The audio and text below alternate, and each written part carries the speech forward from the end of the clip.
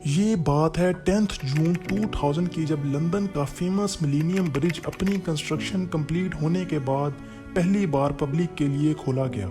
پچھلے 2 سال سے لوگ اس آئیکونک برج کی کنسٹرکشن کمپلیٹ ہونے کا شدت سے انتظار کر رہے تھے، لہذا جب اس کو پبلک کے لیے کھولا گیا تو پہلے ہی دن سب نے اس کو دیکھنا اور استعمال کرنا چاہا۔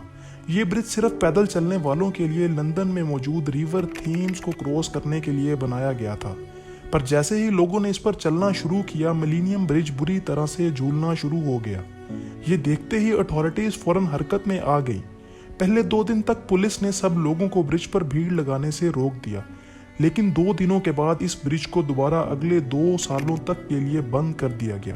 اس انسیڈنٹ کے بعد دنیا کا یہ فیمس برج لوگوں کی نظروں میں آ چکا تھا۔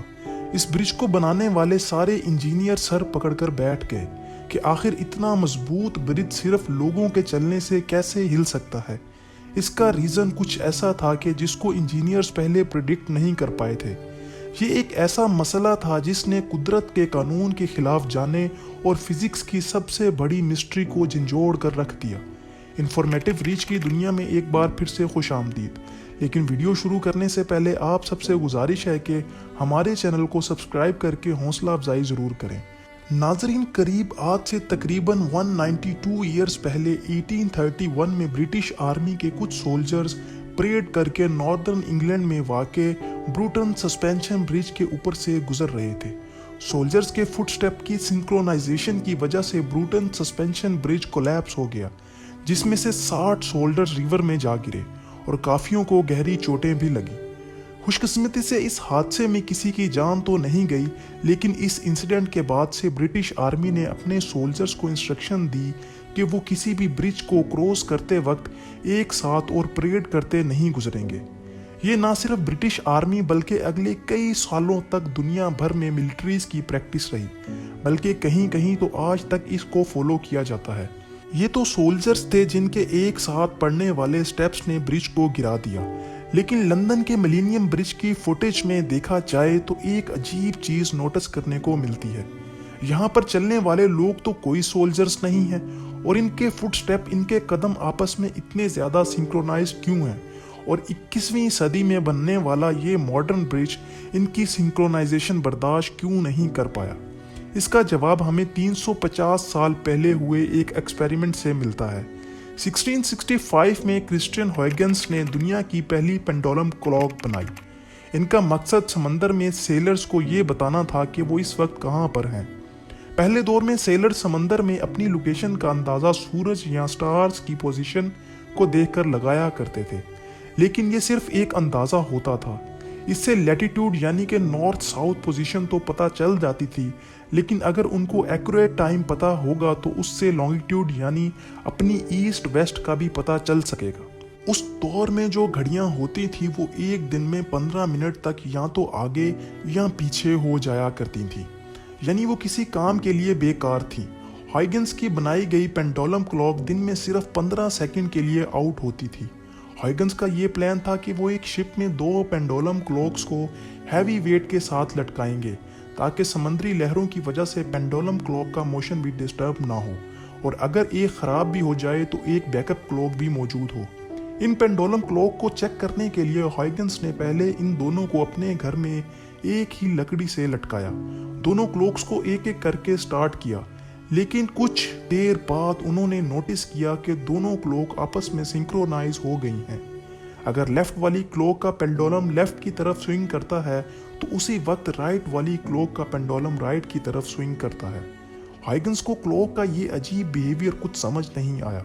انہوں نے دوبارہ سے دونوں کلاکس کی موومنٹ کو ہلایا، لیکن 25 منٹ کے بعد دونوں کلاکس دوبارہ سے سنکرونائز ہو گئیں۔ ہائگنس کا خیال تھا کہ شاید ان دونوں کلاک میں ایئر پریشر کا کوئی کنیکشن ہے، لہٰذا انہوں نے دونوں کلاکس کے بیچ میں ایک لکڑی کا پیس رکھ دیا، لیکن حیران کرنے والی بات یہ تھی کہ 2 منٹ کے بعد دونوں کلاکس آپس میں دوبارہ سنکرونائز ہو گئیں۔ پھر آخر کار انہوں نے دونوں کلاکس کو ایک دوسرے سے الگ کر دیا، ایک کو ایک کرسی سے لٹکایا تو دوسری کو الگ کرسی سے۔ تب جا کے انہوں نے نوٹس کیا کہ کلاکس کے یہ انویزیبل کنیکشن اب ٹوٹ چکا ہے، پر جب یہ دونوں ایک ہی لکڑی سے لٹکی ہوئی تھیں تب ان کا آپس میں کیا کنیکشن تھا؟ इस वीडियो में 32 मेट्रोनोम्स को एक टेबल पर रख कर अलग अलग टाइम पर स्टार्ट किया जा रहा है, यानी इनकी स्टार्टिंग सिंक्रोनाइज नहीं है, लेकिन सिर्फ 2 ही मिनटों के बाद आप देख सकते हैं कि ये 32 के 32 मेट्रोनोम्स हैरत अंगेज तौर पे खुद ब खुद सिंक्रोनाइज हो गए हैं। सिंक्रोनाइजेशन का ये सीक्रेट मेथड सिर्फ नॉन लिविंग थिंग्स पर ही अप्लाई नहीं होता। फायरफ्लाइज, जिनको हम जुगनू भी कहते हैं, ये भी आपस में बहुत अच्छे दोस्त होते हैं। रिसर्च में ये नोटिस किया गया है कि जुगनू जब एक साथ होते हैं तो वो सारे आपस में सिंक्रोनाइज करके एक साथ चमकते हैं, पर इसके लिए ज़रूरी है कि एक जुगनू दूसरे जुगनू से इतना करीब हो कि उसकी रोशनी दूसरे तक पहुंच सके। सिंक्रोनाइजेशन का ये फार्मूला किसी एक दो चीज़ों तक महदूद नहीं। हार्ट की एग्जाम्पल देखी जाए तो हमारा दिल हमारी बॉडी के साथ सिंक्रोनाइज होकर चलता है। एक नॉर्मल इंसान अगर तेज भागेगा तो उसका हार्ट रेट फौरन उसके साथ साथ बढ़ता जाएगा, क्योंकि हार्ट को ऑक्सीजन से भरपूर ब्लड ब्रेन तक पहुंचाना होता है। लेकिन अगर हार्ट में कोई मसला हो जाए तो उसकी सिंक्रोनाइजेशन बॉडी के साथ मैच नहीं करती। इसको इर्रेगुलर हार्ट बीट कहा जाता है। अब इन तमाम एग्जाम्पल्स को अपने जहन में रखते हुए हम एक बार फिर से मिलेनियम ब्रिज की तरफ आते हैं। हुआ यूं कि जब इतने सारे लोगों ने यहाँ एक साथ चलना शुरू किया तो यहाँ अपने आप लोगों के फुटस्टेप्स एक दूसरे से सिंक्रोनाइज हो गए। मिलेनियम ब्रिज का डिज़ाइन कुछ ऐसा था कि इसको साइड से केबल के जरिए सपोर्ट दी गई थी, ना कि ऊपर की तरफ से। सिविल इंजीनियरिंग और स्ट्रक्चरल इंजीनियरिंग का खास तौर पर यह असूल होता है कि फुट ब्रिज की डिज़ाइनिंग के दौरान उसकी रेजोनेंस फ्रीक्वेंसी इंसानों की कदमों की फ्रीक्वेंसी से बराबर नहीं रखी जाती। जब एक झूले पर बैठकर हम अपनी टांगों को झूले की फ्रीक्वेंसी के साथ साथ आगे या पीछे करते हैं तो झूला तेज होने लगता है।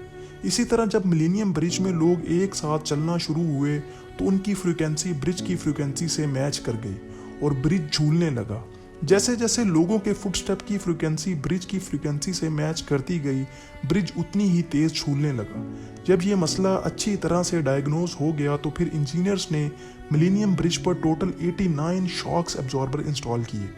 एनर्जी को सेपरेट करने के लिए 37 और वर्टिकल मूवमेंट को कंट्रोल करने के लिए 52 शॉक एब्जॉर्बर इंस्टॉल किए गए। अपना काम कंप्लीट करने के बाद फरवरी 2002 में मिलेनियम ब्रिज को एक बार फिर से टेस्ट किया गया।